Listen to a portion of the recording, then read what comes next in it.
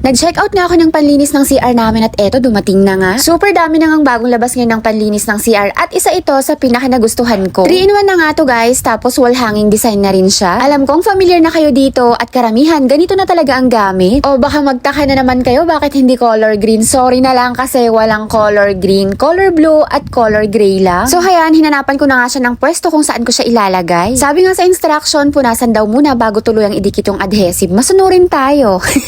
So ayan, napakadali na lang ikabit kasi meron na siyang kasamang adhesive, ididikit mo na lang talaga. Hinilot-hilot ko nga muna ng basahan yung adhesive para mas matibay. Tinanggal ko nga lang yung bubbles sa pinaka-adhesive para mas madikit. At ayun natuwa naman ako kahit hindi color green, napakaganda niya at ang linis tignan. At syempre, para mas masatisfy kayo at makapag-check out, maglilinis ako ng CR para sa inyo.